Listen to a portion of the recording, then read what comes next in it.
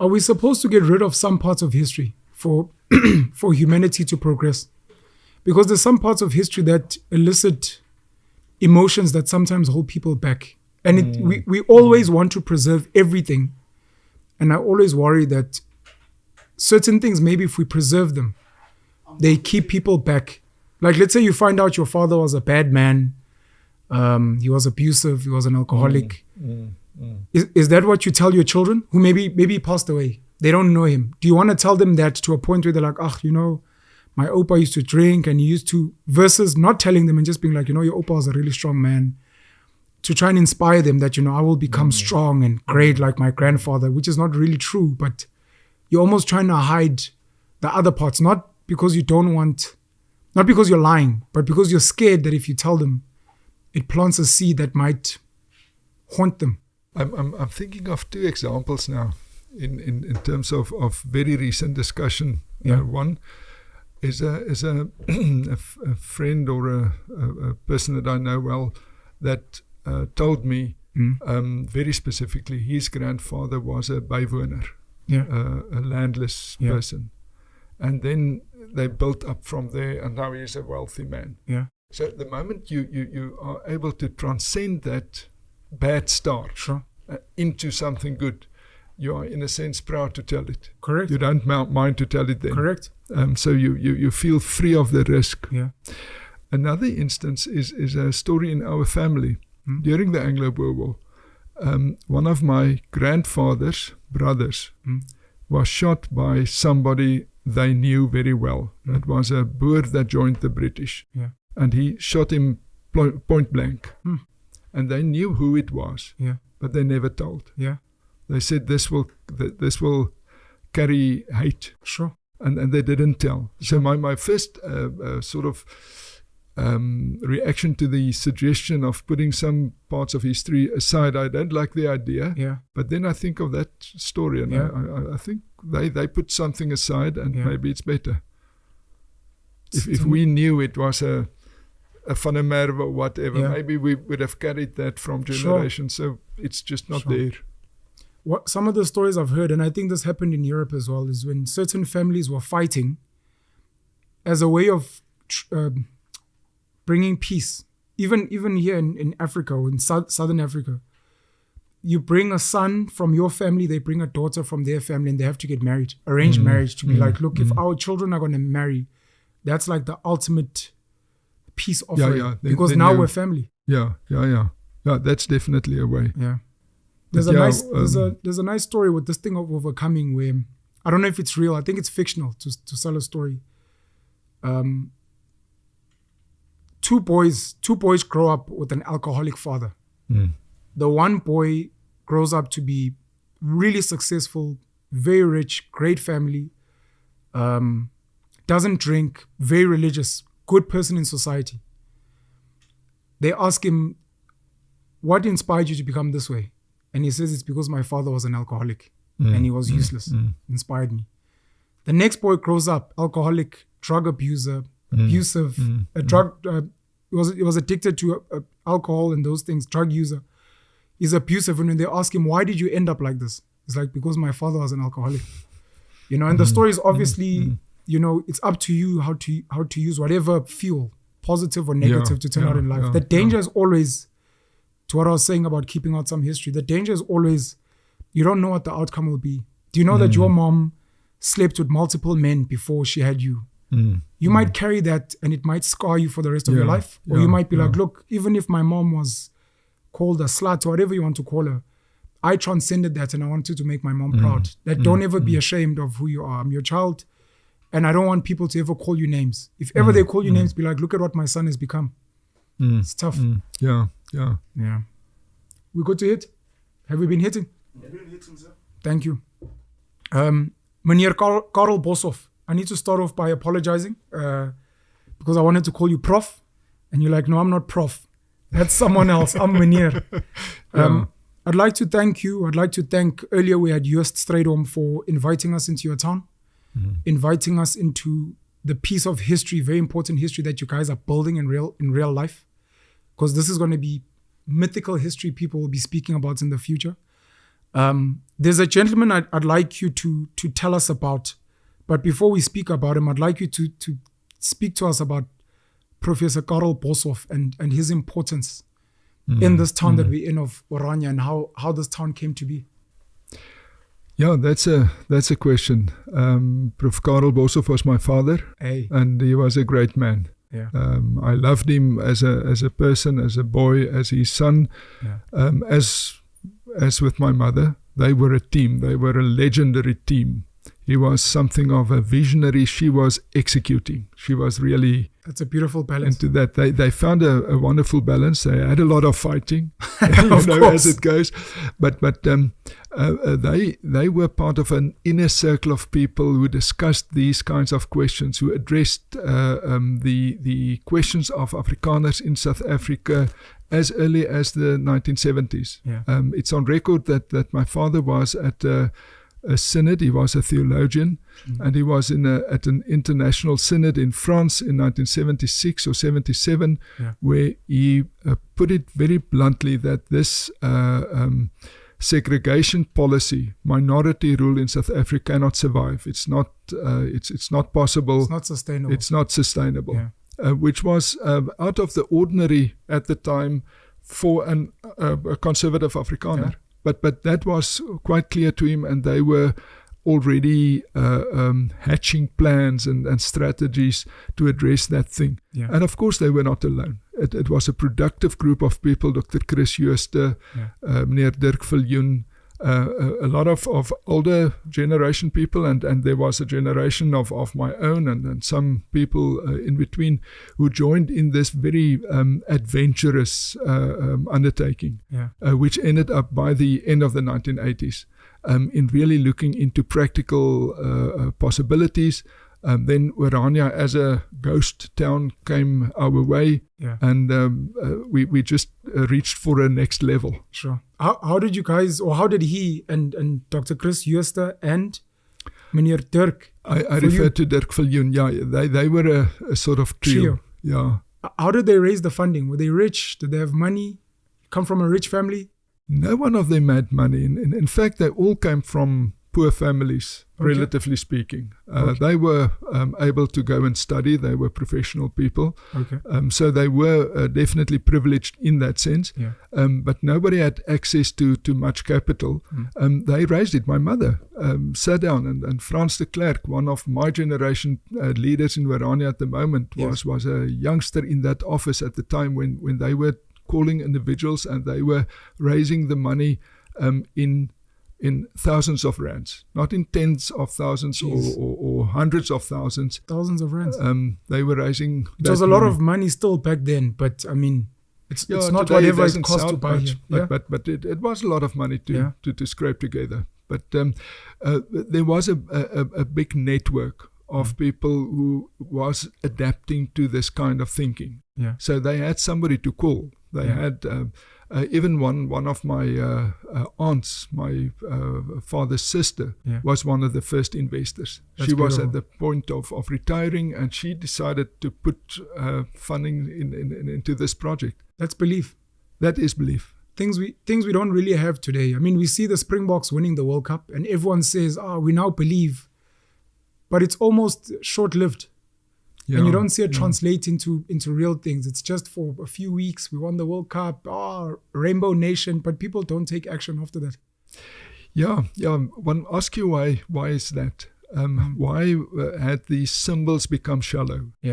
Because they need to be deep. Maybe it's a structural thing. Maybe the structure of the South Africa that we have inherited from the past is not adapted to the challenges of the time to come. And that disjoint, we need to fix that. We need to bridge that gap between the South Africa that had been there and the one that is needed in the future. I love the complementary fashion of your father and your mother, and I think it's something to note for every visionary person, male or female, to say, look, if I'm a visionary, if I have ideas, I need to find, it could be your romantic partner, could be a business partner. I need to find someone that can complement me. I've met a lot of entrepreneurs who have said that over the years they when they look at their friends who are entrepreneurs and their wives who are entrepreneurs, it never lasted. The ones who were entrepreneurs and the wife had a profession, a teacher, a nurse, especially when business was bad, she would normally carry the family. And we don't speak much about those heroes. Do you think we still have good Afrikaner leaders? And in that same breath, I'd like to hear your thoughts on Meneer Hendrik, French Verwoed. Yeah. And a character like Meneer Paul Creer. Yeah. Those were legendary characters. Paul Creer is a myth. He is a myth. It's even difficult to think of him as a person with a life and with the ordinary problems which he obviously had. Even Dr. Verwoerd, he's an interesting figure because he is so on the dark side of the moon at the moment. He's so discredited at the moment. Although personally, and I'm family, he's my grandfather. He's your grandfather? He's my grandfather. So if we have problems with Verwoed, we must start here by you. No, I'm kidding. No, that gives me another angle at it. And I have a right to have another angle as well. Correct. As being a descendant, yes. I can argue, listen, there's some other aspects as well. Yeah. That doesn't mean we're not critical about what went wrong in the past, even in that time as such. For example, I think he was what you could call a modernist who constructed a world according to plan and not negotiating the nuances of reality in difficult ways, maybe. That's one way of looking at what he's done and the ways that things went about. But I am under the impression that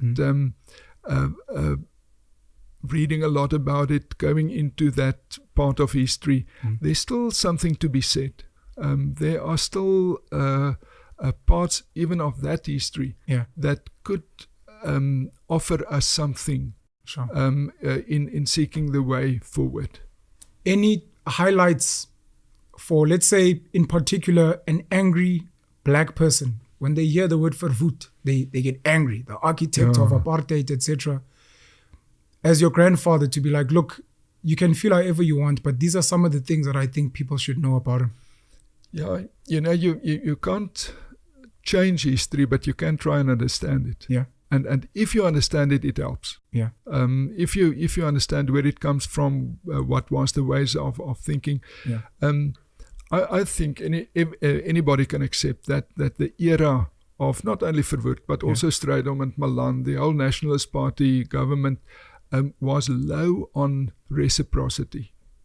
What's reciprocity? That's a big word. The idea of recognition going both ways. Okay, listening to other sides. Exactly. Okay. Recognition can never be just me claiming recognition from you, but giving you nothing. Yeah. That's not it. It's a reciprocal relationship. Yeah. And I think that might have been the lack of that era, a lack of reciprocity, a lack of recognition. Yeah. Whilst exactly that is what is needed. The two-way process of recognizing each other in politics, in society, in culture, in economics. Sure. Obviously, there's a kind of Marxist analysis of this society that we had, in which the material resources were so skewly allocated, that it wasn't sustainable as well. Sure. So there's a lot wrong in history, but there's a lot wrong in the present as well. Correct. So in that sense, I think it needs to be remembered that people had their own challenges then. The poor white problem of that time was called the poor white problem. It was the Afrikaners urbanizing at a huge scale, living in squatter camps in Vrededorp and places like that around Johannesburg, working in the mines, being stereotyped by the English population as not really material for higher education, etc.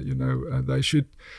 There should only be, and there was for quite some time, only one academic Afrikaans high school in Johannesburg. Jeez. Help mekaar, which my mother, amongst other, attended. Help mekaar College. Help mekaar, Brilliant it became school a that. college now. Yeah. And the argument was, there are the exceptional Afrikaners who are able to learn well, but most of them are just hand workers. They don't need much education. Yeah. So those were the challenges which was met, and which was met successfully. Correct. It's a tragedy that the same thing, in a sense, repeated itself. Sure. From those very same people to... They copied the model that they had been subjected to. Yeah. Do you find the same thing happens with the ANC government now, where they're kind of copying old models, and that's why we still have high income inequality? It seems like that, yeah. They've become rich, people have become poorer, and you're like, Yeah. but you guys are copying the same model that doesn't seem to be sustainable. In that sense, one should respect the Afrikaner nationalists Yeah. for what you could call a broad-based empowerment. Yeah. It was a broad-based empowerment. Sure. The number of poor Afrikaners in the 1970s Yes. was very small. Yeah. They really addressed that poverty situation of the 1930s over 3 or 4 decades after that. Sure. Very effectively, very broadly, much broader than any black economic empowerment has succeeded until now. Sadly. And built a lot of really great Afrikaans schools. Yeah, they did, Yeah. which is the key. Yeah. In fact, in the first place, it was a cultural project. Yeah. Starting to formalize Afrikaans as a language. I've got on one of these shelves a number of dictionaries. Yeah. A building dictionary, a medical dictionary, a computer science dictionary. A lot of technical terms that was created so that you bring this new world of technology, of the city, into not only the mind, but also into the heart of people. Yeah. Through their mother tongue. It's been one of the failures, I think, of the government to not be able to do that, because I envy how, I've spoken about this a few years ago, an Afrikaans child can start school from preschool, grade 1, all the way to grade 12, go into tertiary, only speaking and studying in Afrikaans, and then go into an economy that is only Afrikaans based. You can only do that with English and Afrikaans in this country. Yeah. Why do you think the National Party's Afrikaans policy failed compared to the British? I mean, you look at us even today. I was discussing this with Joost and asked him how he feels. You're an Afrikaner gentleman. I come from the Zulu nation. I'm meant to be speaking isiZulu. You're meant to be speaking Afrikaans. But here we are speaking English. In June 76, when the students were marching, they were marching against Afrikaans as a medium of instruction. They've never marched against English. So how did the British get it right, and how did the National Party maybe get it wrong to get people to adopt Afrikaans? You must afford me some prejudice against the British, given the history of Please go for it. Things, the Anglo-Boer War, Sure. but also the Anglo-Zulu War. Yeah. So we share something there. I don't know how they got about doing that,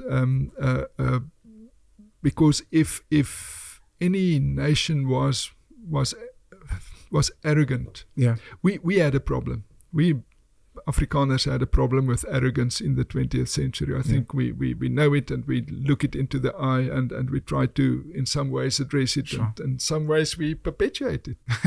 but still, at least one. But the way in which the British just dominated, and just hold themselves up as the norm, to which all the world should be assimilating to. I can't understand that it's accepted. Yeah. We have just rejected that. We had that, at the end of the Anglo-Boer War. Kitchener said, "We are all friends now. Let's join in the joint project of British colonialism." Yeah. And the Afrikaners said, "No, thank you. Yeah. We will build our little world." And there's a beautiful metaphor for that by our great poet N.P. van Wyk Louw. He says the world is like a symphony orchestra with a number of instruments playing many melody lines which flow into each other. And if there's one little flute that's absent, you will miss something. Yes. So even if your language is a small language, it may be one flute. Yeah. It adds to the richness of the symphony of humanity. Yeah. And for that reason, it should be looked after. It should be taken responsibility of. I once wrote a very controversial piece. I think I should post it again, but it was saying, I get attacked, by the way, a lot by the Black community because I ask uncomfortable questions, and I'm one of the people willing to learn from people that inflame and anger other people. But it was a piece about how the apartheid government could have done things better. To a point where even today we'd still be living under apartheid. Part of it being the language policy.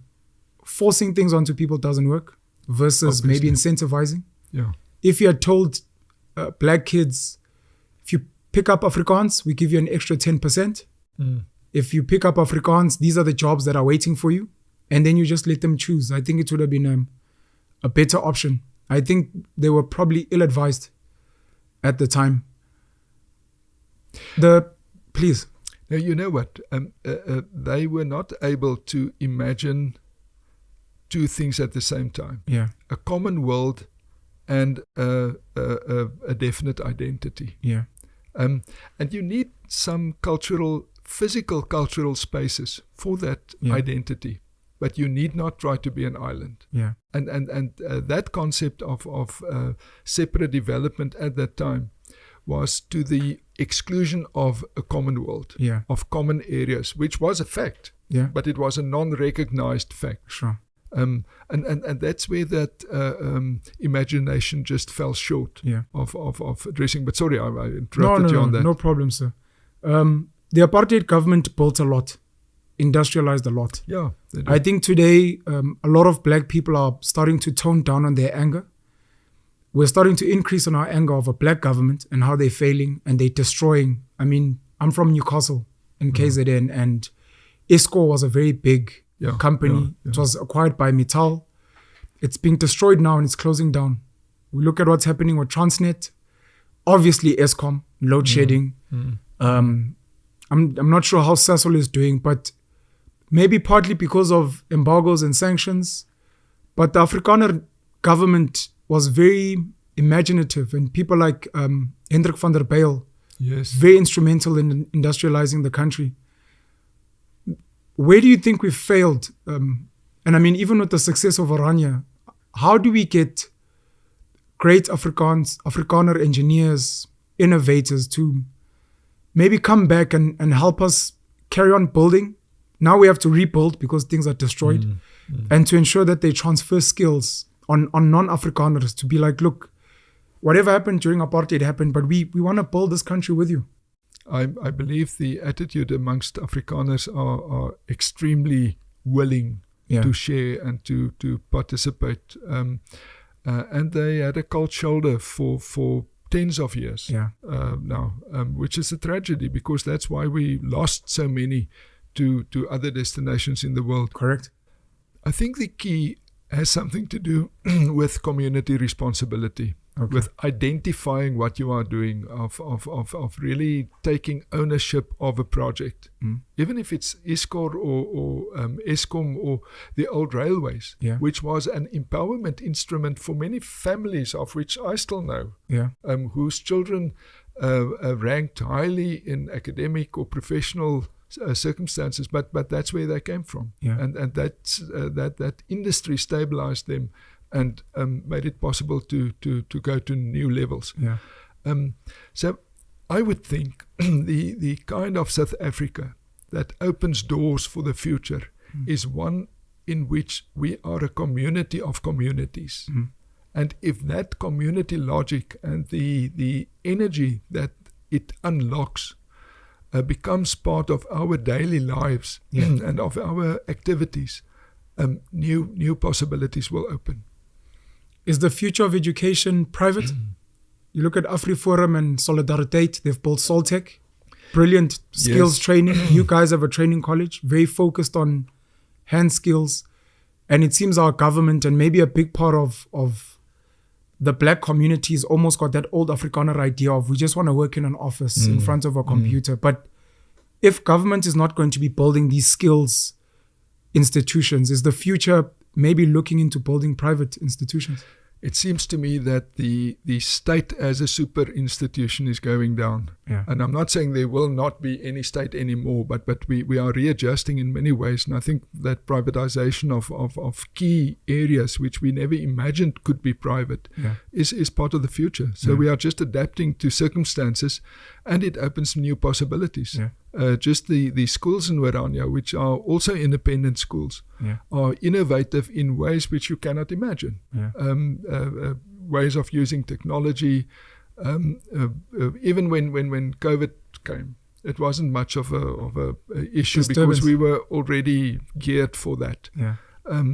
So it brings challenges which may sometimes be difficult to meet because it's expensive and so on.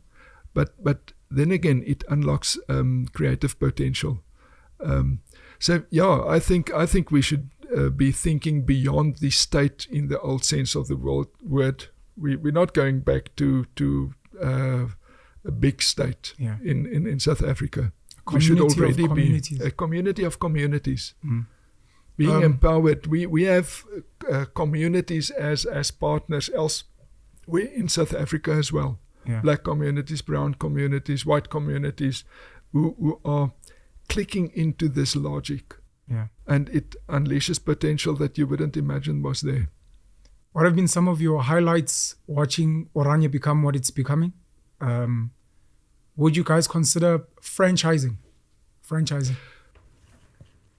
If it was possible, yeah, but it's I don't know. There's something very unique about Orania. Yeah. The way in which it came about, the God smiled upon us many times. Yeah. My father was a good man, and he built stable relations with people all over the spectrum of politics, of faith communities, etc. Yeah. And that opened some space for Orania to take its form. So I think if we could build on that basis of respect, which is again offered and expected. Yes. That reciprocity. Reciprocity. Jeez. That's an important way of making possible what's happening. But this new what do you call it? Faster growth that we are looking at the moment. Yeah. It's a wonderful thing. Yeah. It's a wonderful thing to have been working on it for 30 years, and it's as if every 3 or 4 years, you repeat what has taken you so long before. So part of my journey to Orania, selfishly, is learning. We should learn from best practice. I think it's what's built China into what it's become. Sending your people out there to go and figure out what are other people doing that is amazing. It's to come here and learn, build relationships, and to hopefully go back to especially the poorest communities in this country and be like, here's a community where if you're going to complain about money, everyone does things themselves. They roll up their sleeves, self-doing. The idea of creating like a perfect Orania model and then going around South Africa and then sharing this ideology of a community of communities and saying, guys, it took us 50 years to perfect it, but you guys can do it in 5-10 years. And that's what I mean by franchising. It's not necessarily to build mini Oranias, but to go and give people the blueprint and say, you can build your Orania on whatever cultural basis you want. If that was possible, one of the I would even say one of the prophets of Orania was a professor in economics. Yeah. And he took us through the steps of implementing the ora, the local currency. Currency, we don't call it like that, but the local money. Yeah. He said, if he had a choice, he would have put all his wisdom in a packet and give it to his son, but he can't. His son must learn his own lesson. Jeez. Even just implementing something like the URA, that's possible. Yeah. Having, we started our cooperative bank, which is a big institution now. Yeah. Even nationally speaking, it's quite a substantial institution. It started off as a kind of stokvel. Yeah. And it became a credit co-op, and then it became a cooperative bank over time. But growing the systems, growing the trust, not losing money on bad debt, because people are honored. They just don't default on a loan at a community bank. Yeah. Those things take time to grow. It's an organic thing. It's not a mechanistic thing. You can't fast track it. You can't fast track it much. Yeah. The institutions are there, and communities can implement it, and much of the difficulties can be addressed quicker. Yeah. But there's something that need to grow slowly under the ground before build a strong foundation. Yeah. I wanna say thank you again to Joost Strydom, who gave us a tour. He showed us the OSK, which is your local cooperative financial institution / bank. And the history he gave, and I guess this is going to be my chance to copy his words. I think it was Meneer Lucas Taljaard who started off. You've got a memory. I'm trying. Very good. And as the story goes, I'm sorry for stealing the shine, but I'm crediting it to Joost. Yes.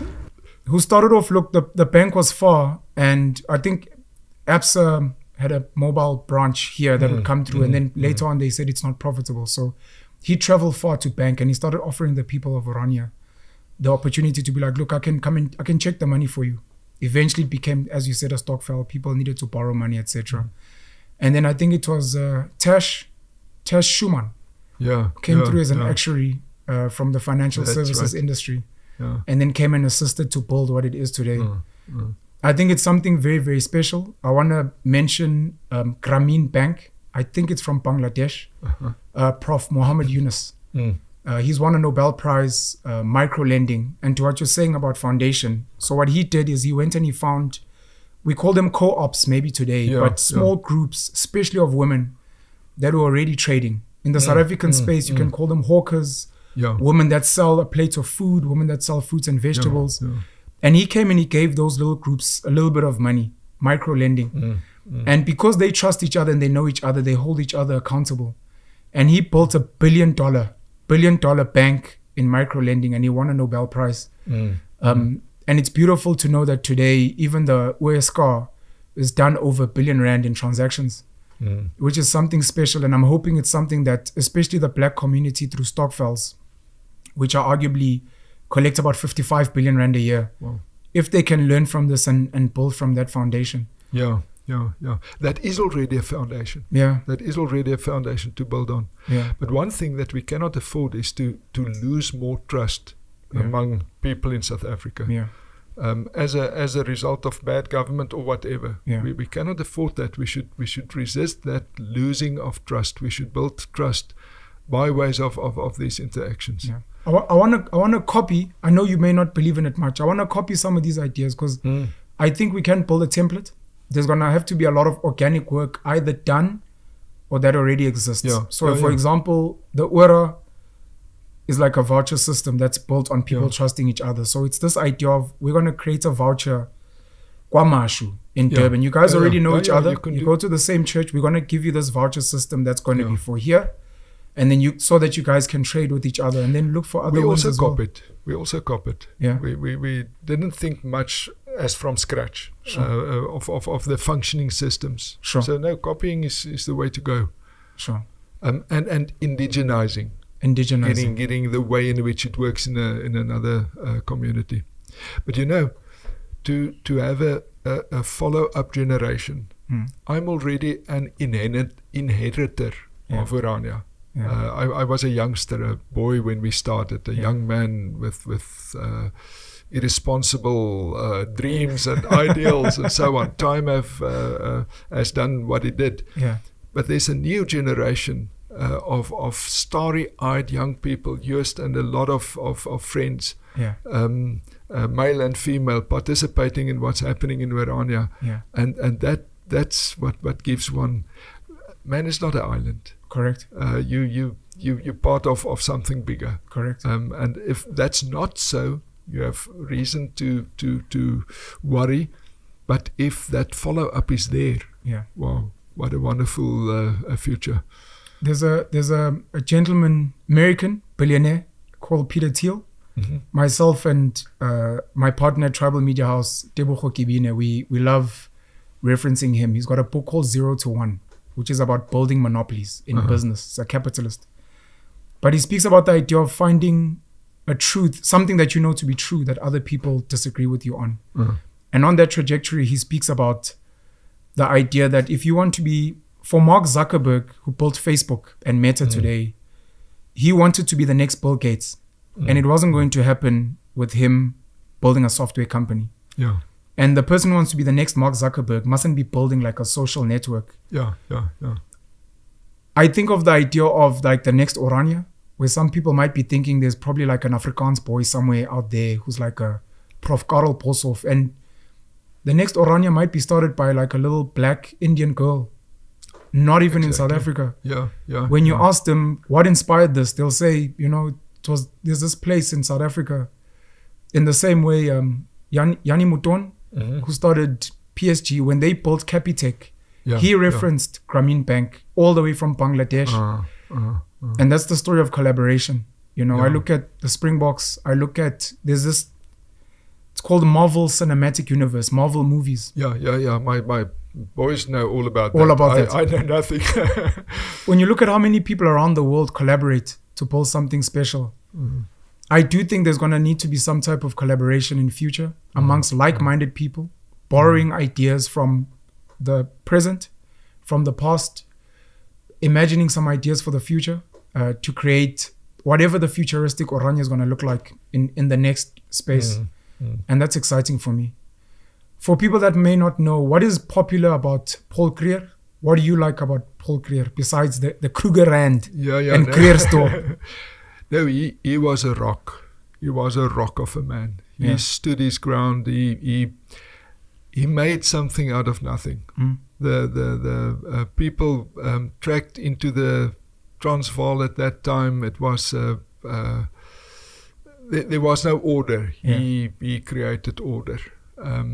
He was a deeply religious person. That was the sources from which he could lay down order on people, and he was accessible.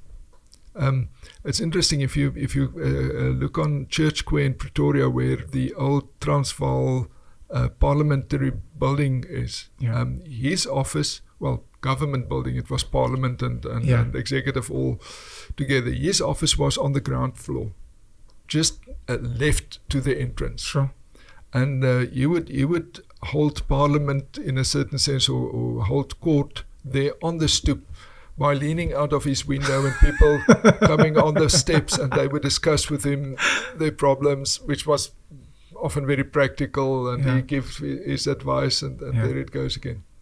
Oh, I've got a picture of a wonderful painting where he is in discussion with a group of Boere that is approaching him for some or other reason. That kind of accessibility, but thoroughness, slowness to a certain extent. But it's, as I say, it's like a rock. Brought in structure, deeply religious, very influential in the South African history and in the Afrikaner history as well. You can build on that. Much of what has become South Africa was on a foundation that he... Of course, there's other historical figures as well. Any you'd like to mention? Well, we raise these so that whenever people are listening to us, they can hopefully be inspired to go and do their own research. I am limited in my historical knowledge. I would have liked, my father would have been able to call on examples from other indigenous peoples and indigenous leaders from the past. I'm not as knowledgeable regarding that. Another Boer leader was President Martinus Steunus Steyn of the Free State. He was a generation younger, and another kind of personality. But he was a good man. He was a strong-willed, principled man. There's also President Brandt, who was for 25 years the president of the Free State, and he built that into what was called a model republic. I won't say all around the world, but internationally speaking, people refer to that as a model republic. That was to him. We had these leaders of the 20th century that established a new economy that was just not there. Van der Bijl, for example, you've referred to. I might be extremely out of what would you call it? Out of favor if I say that. But there were homeland leaders in South Africa. Matanzima, Patudi, Mangope, who did things for their people. I've heard the stories. I believe that. Those are some of the stories we need to structure, but there was some things established in that process, and there was leadership there. It's a pity that was lost in the fight that followed. It's a question I posed to one of the leaders of. Not one of the leaders, the leader of the ACDP, the African Christian Democratic Party, Reverend Kenneth Mishwe. Because he's been serving in Parliament since 1994. One of the oldest serving members of Parliament. I asked him about the Bantustans because I've heard some of the stories of tertiary institutions built, economic structures that were built by some of the leaders, and were they really a failure, and what can we learn from them as well? So I fully agree with you. There's something that it seems... I don't know if it's an African problem. We come from a history of kings, and a king lives and leads until they die. And I don't know if we've inherited that. We as Africans struggle with succession planning. We have got leaders that refuse to leave parliament. And how have you guys gotten it right? I mean, you're still here, you're strong, you're smart, but you are able to pass on the baton to young guys like yours. Exactly. Now, Mr. Buthelezi was a hero to me, but he just stayed on and on and on. Mangosuthu. Chief Mangosuthu will tell us, we lost him in 2023. I mean, until the end, he's a wonderful person, but he didn't have the dynamics in the last years that he had earlier. I wondered about exactly that thing. Succession planning. Similar issue with the Zulu kingdom. The late King Zwelithini, Goodwill Zwelithini, passed away as a king, and then interim his wife, one of his wives, Queen Mantombi, from the Swati nation, came in, and then she passed on, and then it was almost flung onto his son, who had not been groomed. He had to be fast-tracked because it seemed there's been no succession planning. Now you contrast that with the British monarch, where even today you've got King Charles now. He's always been groomed. You've got Prince William, who's almost ready. And where are we struggling, maybe as African people, where maybe you guys might shed some knowledge on, guys, this is how succession planning should be done? I'm not sure, because we are of a Republican intent, or our minds work in that way. Leaders replace each other. Leader has his chance and is replaced even long before he's too old or whatever. Without fighting, without struggle, without holding on. Well, not always. Sure. The people, but often it's just not a question. Do you think it's money? Do you think maybe the leaders don't? No, it's honor. It's honor. It's not money. I can't think that it. Well, what do I know? But I think it's honor. A lot of the members of parliament are unimaginative. They are not innovative. They've been earning salaries for a long time, and that's true. But they feel like if they leave politics, they've got nothing else to do. And maybe there's a fear. There's a fear that if we bring young people in, we'll be poor. They won't take care of us. Now, on a certain level, politics is the best paid kind of job. If you're not qualified for anything else. Correct. If you can in some way succeed in being popular enough with party leaders or with not even the broad public. Yeah, it's the system is in the favor of party leaders. Yeah. So if you can manage your way, but that's not leadership. Yeah. That's not a bunch of leaders that we've got there. I believe amongst them. Are there any politicians that you maybe think are good leaders, even if they don't have like a big say in parliament, etc.? I mean, I've mentioned Reverend Kenneth Mishwe, Yeah. deep Christian. You've got people like Peter Groenewald, Freedom Front. You've obviously got John Steenhuisen, DA, maybe Julius Malema, EFF. You've got Cyril Ramaphosa, and maybe even in the past, Jacob Zuma, Thabo Mbeki, Nelson Mandela. Have you seen any good leaders in terms of politicians? Well, Mr. Mandela was legendary. It's difficult to get behind the mask or the persona. Yeah. I've had some limited interaction with the ex-president Mbeki, and I found him a sensitive, intelligent kind of person. I'm not surprised looking back that it went very well under his presidency, presidency. during his tenure. But you know what? Two persons who are politicians who are deemed by people from outside as if they are totally incapable of understanding anything. Yeah. Popularly speaking, would be President Zuma and Mr. Malema. Yeah. I had a privilege of very limited meeting both of them. Yeah.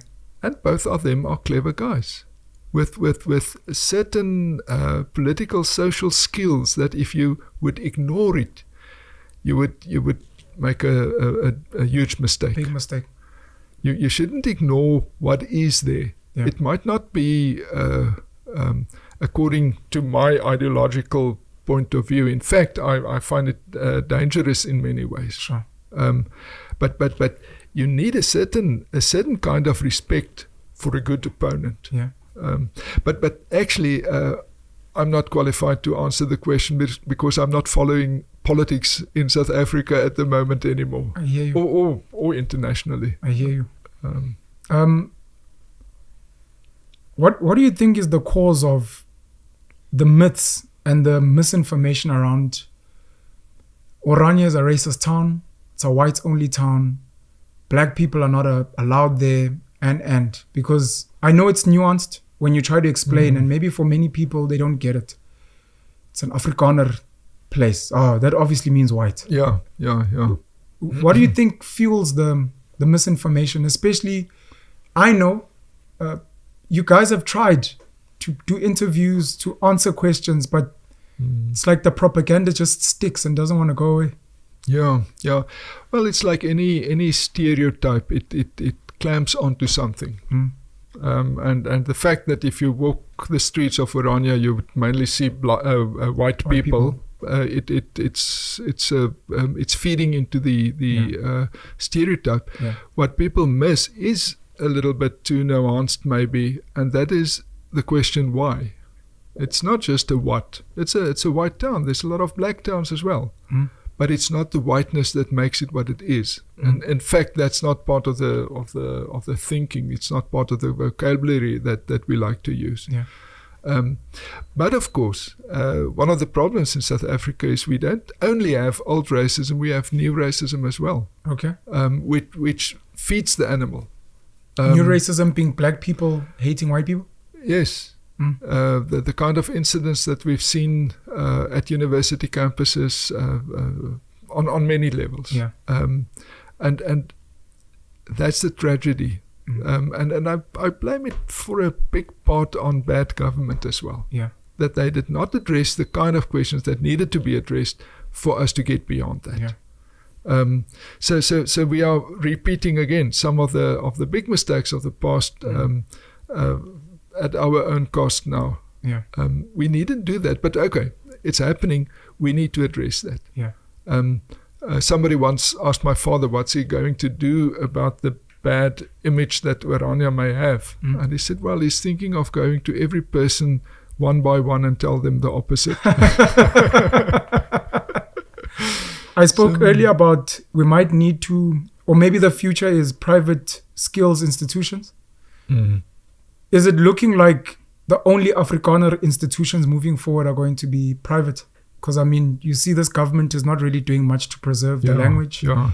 It's almost doing the opposite. I mean, you've got people, I think, I stand to be corrected, he's the Premier of Gauteng, used to be the MEC of Education, Panyaza Lesufi. Yeah. They've said things like maybe Afrikaans needs to be removed and Yeah. No, we are going, I like the word independent even more than private. Okay.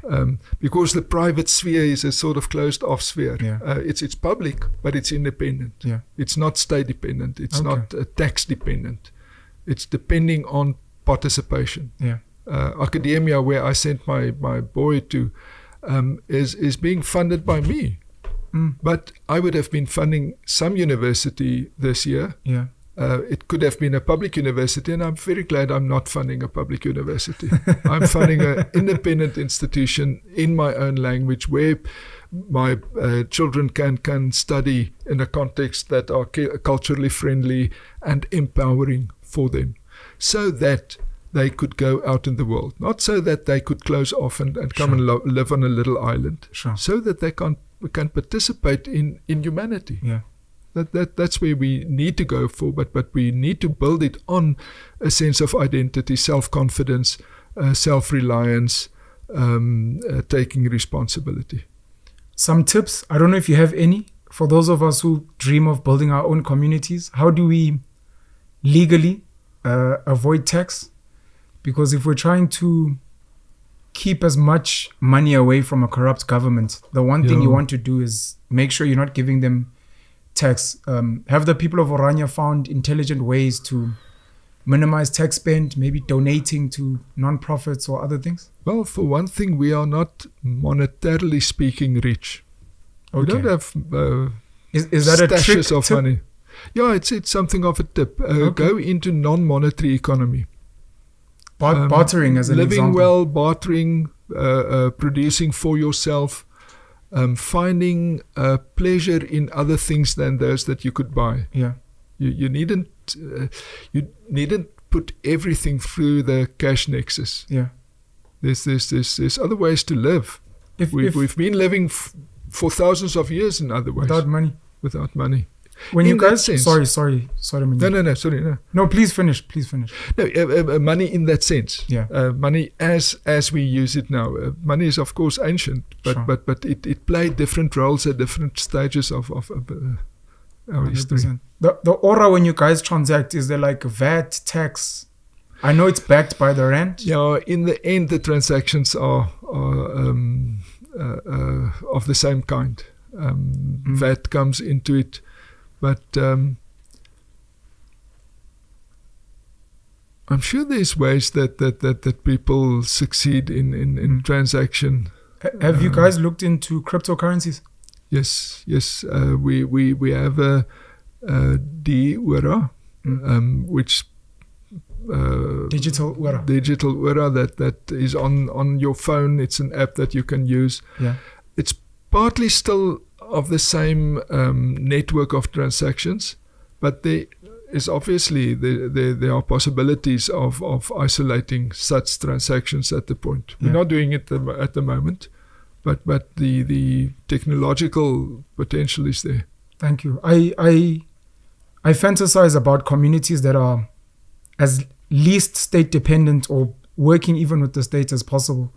And one of the exciting projects you guys are doing is going off grid in terms of energy. Yeah. It's sad that we're doing it because it's a need now. It's not even for fun. If you can maybe elucidate on some of your progress in terms of going off grid, etc.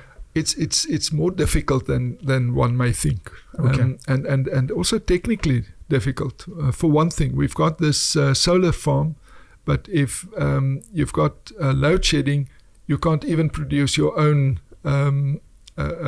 electricity for not having a base load to equalize whatever. Yeah. It's technical. It's beyond my understanding. Yeah. So we needed after erecting a very fine solar farm, we need to implement a battery. Yeah. And that's millions of rands to have the size of battery that you could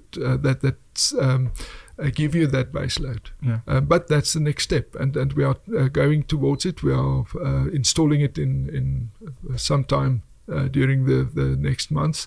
Jeez, congrats. So we are getting there, Yeah. and we in a few years we will be exporting electricity. We Exporting yes, to the rest of us that are struggling. yeah. Are you looking into nuclear, maybe?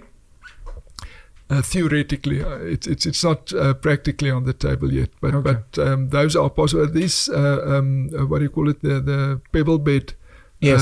The small modular reactors. That's right. Yeah. It's such a beautiful model. Yeah. But that's a lot of capital. We pioneered this back in the day. These are some of the things the apartheid government was sort of doing, right? And then when the ANC government came in, which now I don't know if it's the ANC government or if it was the National Party government, someone almost was like, switch this thing off. Yeah. Maybe it's going to make them look good, or maybe the ANC government was like, we don't know what we're doing, and they shut it down. It just makes me sad because we were one of the leaders of nuclear technology in the world. Absolutely. Yeah. And the enriching of uranium, according to the South African system, was unique. Yeah. So I hear it's not my field, but Dr. Wally Grant, he was also one of the pioneers of this self-sufficiency thinking. He never lived in Orania, but some of his children and grandchildren lived here. Yeah. He was a pioneer of enriching uranium according to a technique that was not. He didn't copy somebody else. Yeah. His team worked out a unique system. Yeah. That's a kind of creativity that opened new horizons. And they were. It's that team's next generation that was working on the pebble bed technology, which is lost. The team's broken up. They joined other initiatives, etc., etc. We've lost so much talent to other nations. Yeah. When I look at least some of the nuclear work being done around the world, I think Egypt is going on nuclear energy as an example. Parts of the Middle East, I think parts of Europe, everywhere I hear some of these stories, apparently there are Afrikaners involved in building some of these spaces. Similar thing happens with mining, especially across the continent. Yeah. Everywhere you go where there are first world mines being built, there are Afrikaners involved. You wish these people could come back. And maybe the environment is not fertile, and we need to have that conversation. Yeah. It's wonderful having all these people all over the world, but there's something very material getting lost in the process. Yeah. That the Afrikaans word is samehang. Yeah. The integrating of interests and people and knowledge. That kind of harmony is lost. Yeah. And we pay a huge price to that. But I believe that initiatives like Orania may be a magnet to draw back some of that, not all of those talent and experience, and may unlock potential for this community of communities that we strive to be. And I really hope, from my sake, specifically for the Black nation in South Africa, but including colored people, Indian people, and maybe many other white people and Afrikaners who don't like the story of Orania, who have issues. I hope they can learn and start understanding the vision and see how they can get involved and how we can collaborate and learn from each other. Everybody needn't like us. Sometimes we don't even like ourselves. But there is something here. Yeah. There is something here that's happening that we learn from, that other people could learn from, and about which we are not stingy. Yeah. We want to share. Thank you. Meneer Carel Boshoff, for bringing us into your space. Being here feels like I'm in a library. Some of the furniture even feels like a piece of history. It looks antique. I can only imagine how many of these books probably cannot be found in libraries anymore. That's true. And I hope there are people that are looking to take some of these books and put them online for future generations. But I just want to say thank you to yourself. Thank you to your father. Thank you to your mother. Thank you to the other men that were involved in building this place. I hope so many of us can actually take the time to remove our emotions, where there are emotions, and learn. Penuel, it's a great privilege to be engaging in this way. Yeah. I want to thank you for your visit to Orania, your whole team, the professional setup that you've put up here. it's remarkable. Yeah. And I will carry this visit with me in the years to come. Baie dankie meneer. Thank you for engaging us on the Penuel Show. Good.